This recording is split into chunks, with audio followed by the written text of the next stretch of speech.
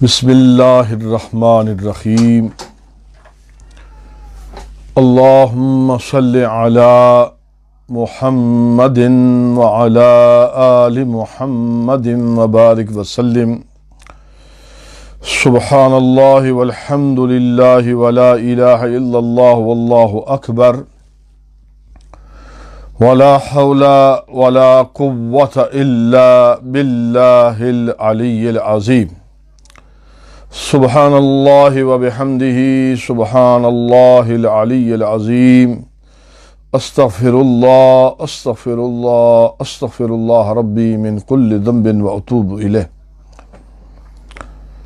لا الہ الا انت سبحانک انی کنت من الظالمین لا الہ الا انت سبحانک انی کنت من الظالمین لا الہ الا انت سبحانک انی کنت من الظالمین۔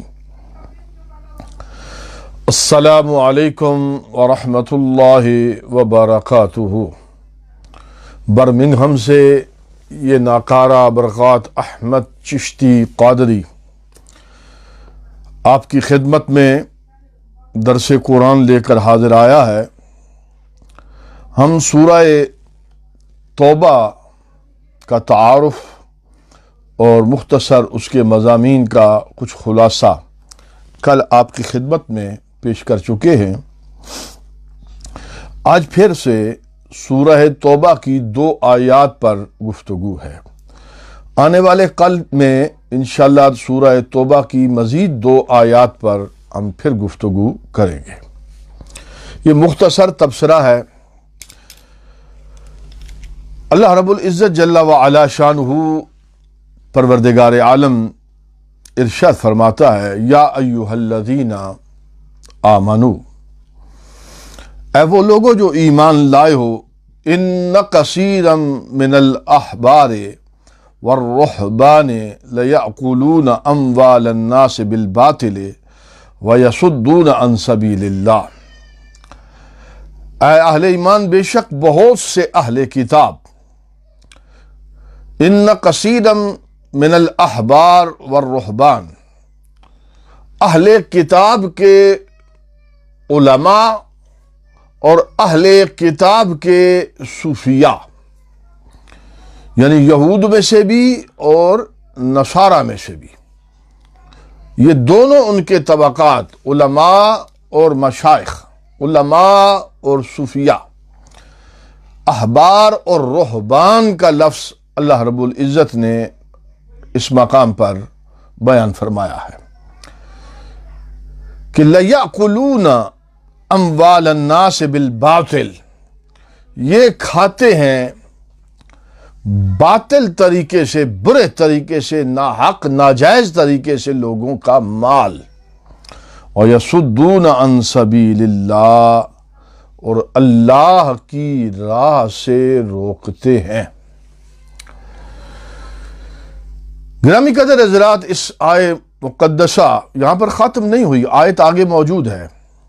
جس پوری آیت آپ نے اکثر ہمارے صاحبان علم سے ایک آیت سنی ہوگی، لیکن وہ اس کا اگلا حصہ تو پڑھتے ہیں۔ جو حصہ میں نے ابھی پڑھا ہے، تلاوت کی ہے، یہ بہت کم مخصوص لوگ، سب کی بات کبھی نہیں کی، ہمیشہ استثناء رہتا ہے، اور میرا گمان یہ ہے کہ زیادہ اچھے لوگ موجود ہوتے ہیں، لیکن قرآن کا بھی اسلوب یہی ہے اور معاشرے کی ضرورت بھی یہی ہے کہ جو برے لوگ ہیں ان کی نشاندہی ضرور کی جائے، اور قوم کو، لوگوں کو ان کے بارے میں، ان کا حلیہ لبادہ، ان کی بول چال، ان کو ضرور تذکرہ کیا جائے تاکہ قوم دھوکے میں مبتلا نہ ہو۔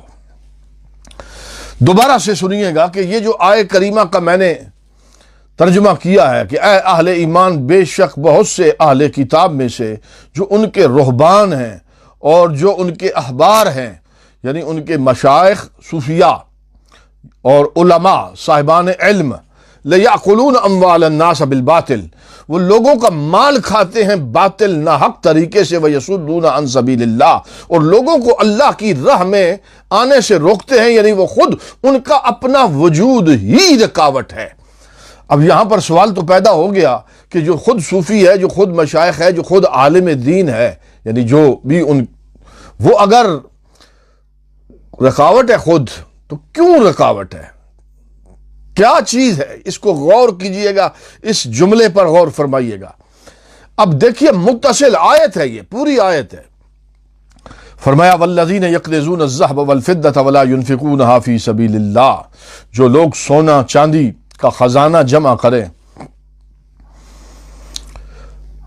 فلا ينفقونها فی سبیل اللہ، اور اللہ کی راہ میں خرچ نہ کریں، فبشرہم بعذاب علیم، بس انہیں پھر ایک خوشخبری سناؤ، دردناک قسم کے عذاب کی خوشخبری سناؤ۔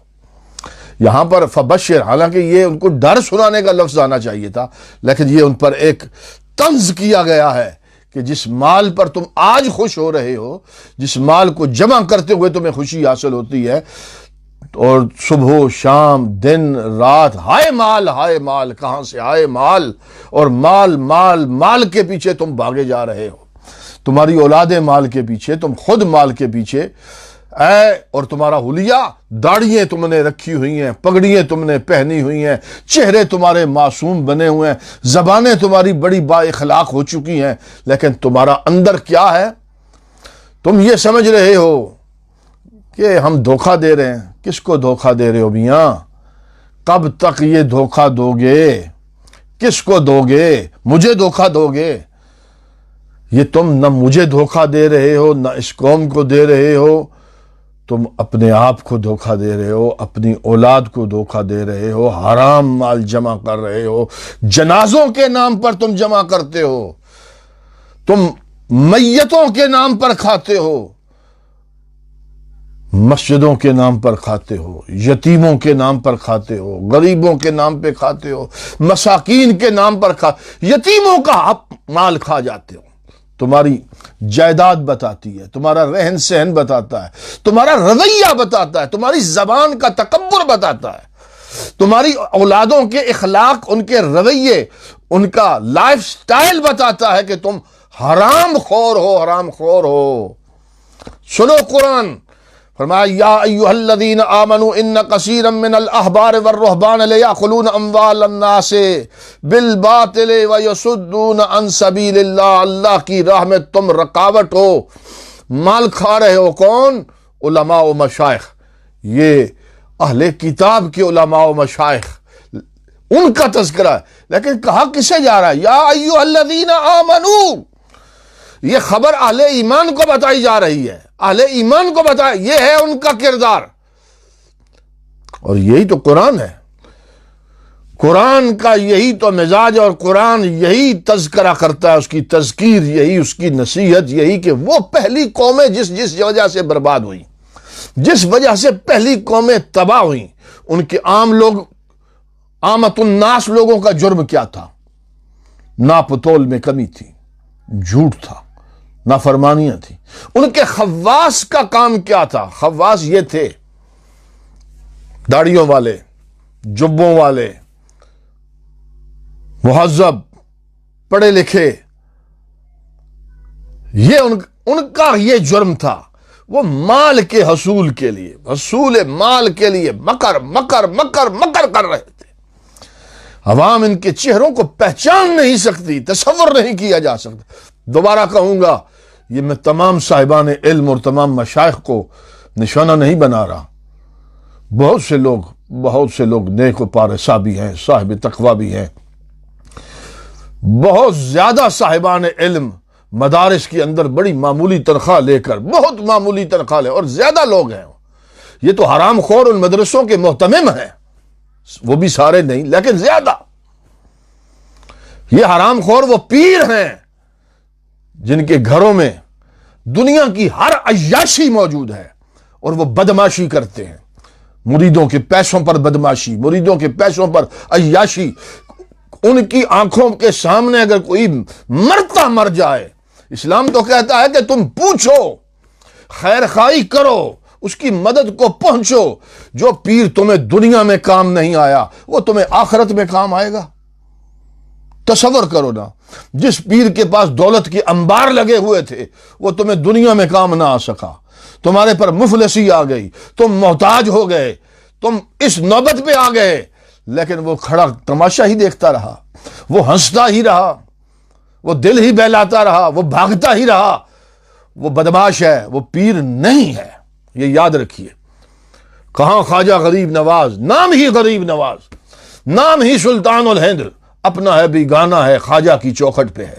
کہاں خواجہ نظام الدین اولیاء، آپ فرماتے ہیں اے اقبال، خواجہ اقبال آپ کا باورچی تھا، وہ جہاں مال رکھا وہ کہا کہ جھاڑو پھیر دو، خالی کر دو ہر شے، جو دن کو آتا فتوحات آتی، سارا دن سلاطین دہلی، بڑے بڑے بادشاہ ان کے پاس نذرانے ہدیے بھیجتے، تقسیم کر۔ یہ تھے صوفی۔ داتا گنج بخش علی حجویری، نام ہی داتا، آج بھی ان کی چوکھٹ پہ چلے جائیے، بھوکا کوئی نہیں آتا۔ اور ان بتوں کے پاس آپ جائیں جن کی دولتوں کے انبار نہیں، ان کے لائف سٹائل ذرا چیک کریں، آپ کو اندازہ ہوگا۔ قرآن کہتا ہے، اور یہ جو بات کہہ رہا ہوں میرے پیر و مرشد حضرت سید شاہ نصیر الدین نصیر، اللہ اکبر، سلطان گولڑا، چراغ گولڑا، آپ ان کی رنگ نظام پڑھ کے دیکھیں۔ آپ نے رنگ نظام کے آخری جو رباعیات آپ نے لکھی ہے پڑھیں اور دیکھیں کیا آپ نے منظر کشی کی ہے۔ فرمایا والذین یکنزون الذہب والفضہ، یہ جو تم سونا اور چاندی جمع کر رہے اور خرچ تم نہیں کرتے، فبشرہم، تمہیں ایک دردناک عذاب کی خوشخبری سنائی جاتی۔ اور وہ عذاب کرے گا کیا؟ فرمایا یوم یحما علیہا فی نار جہنم فتقوی بہا جباہہم وجنوبہم وظہورہم، یوم یحما علیہا، اللہ اکبر، پھر اس دن تمہاری پیشانیاں، تمہارے پہلو، تمہاری پیٹھیں داغی جائیں گی۔ سونے کو گرم کیا جائے گا، ان چاندی سونے کو گرم کر کے ان کے تھال بنائے جائیں گے، تھالیاں بنائی جائیں گی، اور پھر وہ گرم کر کے تمہاری پیشانی پر جس پہ بل پڑتے تھے، اس پہلو پر اور اس پیٹھ پر جسے موڑ لیتے تھے، کوئی سوالی سوال ہی کر لے، کوئی مانگنے والا مانگ ہی لے، کسی کی غربت دیکھ کر تو منہ پھیر لیتا تھا، کسی کی مفلسی دیکھ کر تو منہ پھیر لیتا تھا۔ فرمایا آج پھیرتا ہے منہ، آج تیرے ماتھے پہ بل پڑتے تھے، یوم یحما علیہا فی نار جہنم فتقوی بہا جباؤہم وجنوبہم وظہورہم، ان کی پیشانیوں کو داغا جائے گا، ان کے پہلوؤں کو داغا جائے گا، ان کی پیٹھوں کو داغا جائے گا۔ ھذا ما کنزتم، ھذا ما کنزتم، وہاں سے آواز آئے گی یہ ہے تمہارا خزانہ، یہ ہے تمہارا خزانہ، لِأَنفُسِكُمْ، جو تم نے اپنے لیے جمع کر رکھا تھا۔ فَذُوقُوا، تم نے کہا کہ دولت ہی سٹیٹس ہے، دولت ہی سٹیٹس ہے، دولت ہے تو سب کچھ ہے، یہ تمہاری جو راگ تم الاپتے رہے آج بھگتو۔ اس کا مطلب میں صاف لفظوں میں کہوں، اگر تم اس بات پر توجہ نہیں دے رہے اور تمہیں سمجھ نہیں آ رہی تو یاد رکھو یہ تمہیں اس کی سمجھ نہیں، تمہیں آخرت پر تمہارا یقین نہیں رہا، تمہارا قیامت پر ایمان نہیں ہے، یا پھر تم یہ سمجھ رہے ہو کہ تمہیں کوئی بچائے گا، یا پھر تم سمجھ رہے ہو کہ ہم اللہ کے سامنے ڈٹ جائیں گے۔ ایسا نہیں ہے، اللہ کی مخلوق ہے، اللہ کے بندے ہیں، ذرا پڑھ کے دیکھو۔ ھذا ما کنزتم لِأَنفُسِكُمْ فَذُوقُوا مَا كُنتُمْ تَكْنِزُونَ، یہ ہے وہ خزانہ جو تم نے اپنے لیے جمع کیا، تو اب اپنے خزانے کا مزہ تو چکھو نا، اب فذوقوا، مزہ لو، مزہ۔ آج دنیا میں تم مزے لے رہے ہو، غریب مر رہے ہیں، تم یہاں اس دن غریب تم سے 500 سال پہ، میں تمہیں جہنمی ویسے نہیں کہہ رہا، اللہ تعالیٰ جنت میں ڈال ہی دے گا کلمہ پڑھنے والے ہوئے، لیکن تم سے 500 سال، اور وہ 500 سال دنیا کے بھی نہیں، یوم الآخرہ کے 500 سال پہلے یہ غریب تم سے پہلے جنت میں پہنچے گا، سٹیٹس پھر اس کا ہوا یا تمہارا؟ یہ دو باتیں کچھ مخصوص انگلش کے فقرے یاد کیے ہوئے ہیں، اور آج کل تو یہ بیماری ہے باقاعدہ پاکستان میں تو میں نے دیکھا ہے کہ اب تو باقاعدہ تنخواہ پوچھتے ہیں، بیلنس پوچھا جاتا ہے۔ میں پاکستان میں گیا ہوں، میرے بڑے قریب کے تعلق ہوئے، مجھے بڑی حیرت ہوئی، مجھ سے بلا جھجک انہوں نے پوچھا جناب کتنا کچھ بیلنس کتنا بنا لیا ہے۔ مجھے حیرت ہوئی، سوال پر ذرا غور کریں، بلا جھجک دوست پوچھ رہے کتنا بیلنس جمع ہو گیا۔ انما الصدقات للفقراء والمساکین، یہ دوسری آیت ہے جو میں نے کچھ چھوڑ کر، چند آیات کو چھوڑ کر یہ پڑھ رہا ہوں۔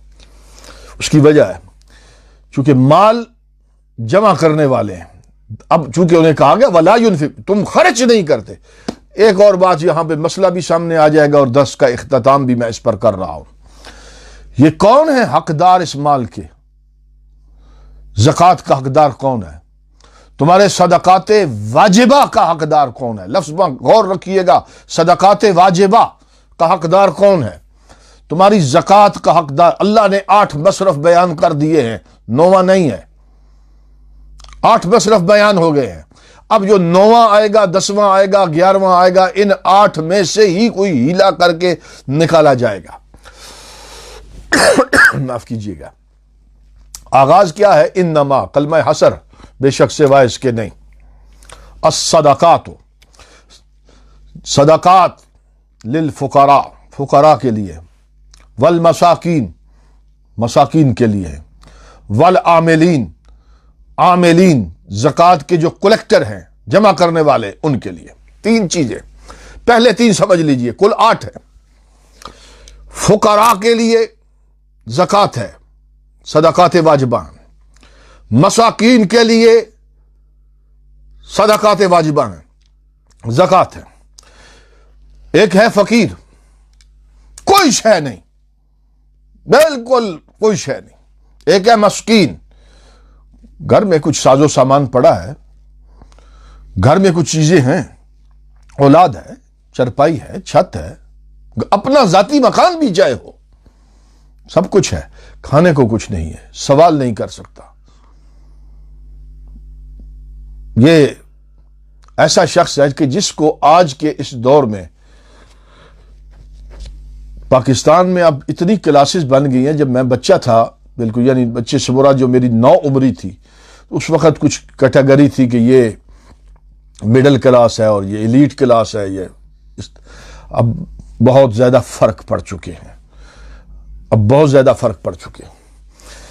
میں اس کا معنی یہ سمجھتا ہوں، مسکین ہے اور وہ شخص جس کے آج سفید پوش کہا جاتا ہے، بظاہر اس کا حال و حلیہ آپ کو بھلا اچھا لگتا ہے، لیکن اس کی حالات، واقعات، اس کی باقی چیزیں، وہ اس پر زکوٰۃ لگتی ہے، زکوٰۃ لگتی ہے۔ وائٹ کالر، سفید پوش آدمی، ہاں اس کے گھر میں سونا نہ ہو، ہاں اس کے گھر میں چاندی نہ ہو، نقدی کا تو سوال ہی، نقدی ہے تو پھر تو وہ معاملہ ہی ختم ہو گیا، لیکن سونا اور چاندی نہ ہو۔ وہ چونکہ معیار ہے، زکوٰۃ کا نصاب ہے، اگر وہ نہ ہو تو آپ اسے زکوٰۃ دے سکتے۔ 2 چیزیں۔ تیسرے ہیں عاملین، زکوٰۃ کے کلیکٹر، جمع کا، بڑا خطرناک ہے یہ لفظ،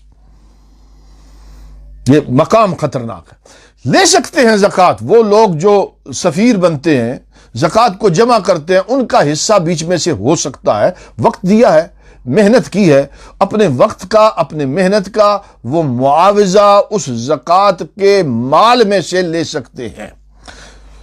لیکن یہاں آج میری معلومات میں ہے، آپ بھی جانتے ہیں، اب شرم آتی ہے زیادہ بات کرتے ہوئے، بہت زیادہ شرم آتی، طبیعت کے اندر شرم کے ساتھ گھن بھی آتی ہے کہ ہم اب مسلمان کیا مسلمان رہ گئے، ہماری عبادتیں کیسی، ہماری مسجدیں ویران رہیں۔ اب جب یہ معاملہ ہوا کرونا کا تو اب عجیب طرح کا شور، ہائے مسجد میں جانے نہیں دیتے، وہ تم یہ مسجدیں یہ آج بنائی گئی ہیں، معافی چاہتا، یہ نہیں بنی ہیں، مسجدوں کا تم نے حال کیا کیا؟ کون سی سیاست تھی جو تم نے مسجدوں میں نہیں کی؟ مسجدوں کی عزتوں کو پامال کیا، مسجدوں کو تم پامال کرتے رہے، پامال۔ کیا مولانا اور کیا کمیٹیاں اور کیا قوم، مسجدوں کو تم نے کھلواڑ بنا دیا، کھلواڑ۔ یہ اللہ کی طرف سے پکڑ آتی ہے تو پھر ایسے ہی آتی ہے۔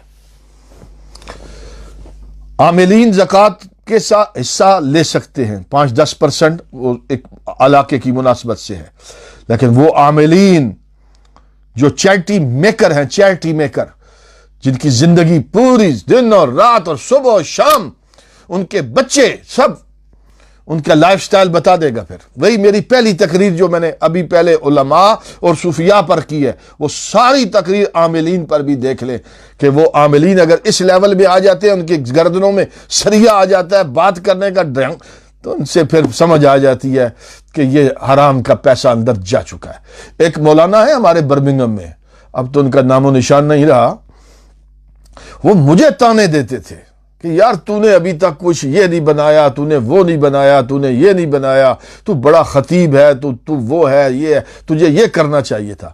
تو میں مسکرا دیتا تھا۔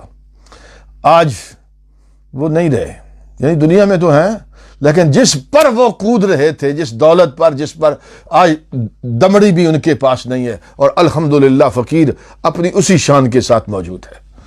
والعاملین، تیسری یہ کہتا ہے علیہا، والعاملین علیہا والمؤلفۃ قلوبہم، اور یہ کیٹیگری ہے مؤلفۃ القلوب کی، وہ اہل کتاب، وہ مشرکین مکہ، وہ کفار، وہ ان میں ہندو سکھ بھی آ جائیں گے، کہ اگر آپ ان کو کچھ دے دیں تو آپ کے رویے سے، وہ آپ کے اس مال کی وجہ سے، دولت کی وجہ سے ان کے حالات، اگر وہ مستحق زکوٰۃ ہیں، مطلب ایک غربت کی اس لین میں اگر آتے ہیں، تو آپ ان کو دے دیتے ہیں، تو وہ آپ کے اس عمل سے متاثر ہو کر اسلام قبول کر سکتے ہیں۔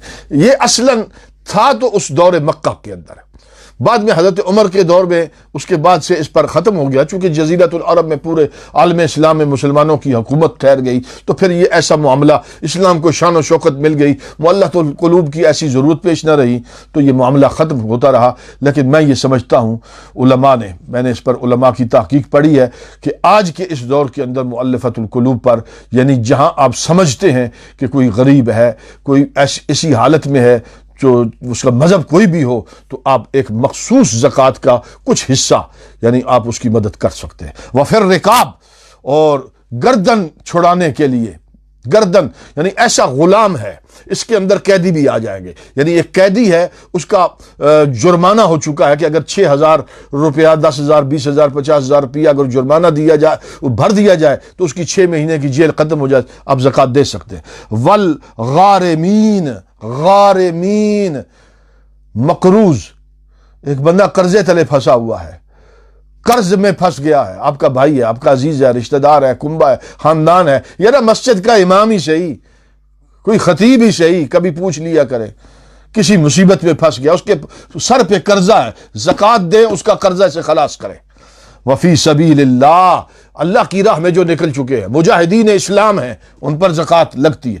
وابن السبیل، اللہ کی راہ میں، دو، ایک ہے فی سبیل اللہ اور ایک ہے وابن السبیل، دو لفظ آئے ہیں، وہ پہلا مجاہدین اسلام کے لیے اور دوسرا لفظ آ رہا ہے وہ لوگ جو دین کے حصول کے لیے، حصول علم اور حصول دین کے لیے، حصول قرآن اور حصول حدیث کے لیے اپنے گھروں کو چھوڑ کر باہر بیٹھے ہوئے ہیں، وہ مدارس کے طلبہ ہیں، ان پر بھی آپ کی زکوٰۃ لگتی ہے۔ فریضۃ من اللہ، یہ اللہ کی طرف سے فرض ہے۔ واللہ علیم حکیم، اور اللہ تعالیٰ بہت زیادہ جاننے والا اور حکمت والا ہے۔ اللہ کی بارگاہ میں دعا ہے، التجا ہے، پروردگار عالم ہمیں عمل کرنے کی توفیق عطا فرمائے، دین کا درد، دین کو سمجھنے کی توفیق عطا فرمائے، دین سے پیار، دین سے محبت کرنے کی توفیق عطا فرمائے، قرآن کو اپنانے کی توفیق عطا فرمائے، قرآن کے ساتھ اللہ تعالی ہمارا جینا مرنا کر دے۔ اس وبا کے ایام میں اللہ رب العزت اپنے کرم اپنے فضل کے ساتھ مجھے آپ ہم سب کو محفوظ و مامون رکھے۔ احتیاط احتیاط احتیاط، جو کورونا کے حوالے سے احتیاط جہاں جہاں آپ رہتے ہیں احتیاط ضرور کریں۔ اللہ پاک میرا اور آپ کا حامی و ناصر ہو۔ وآخر دعوانا ان الحمد للہ رب العالمین۔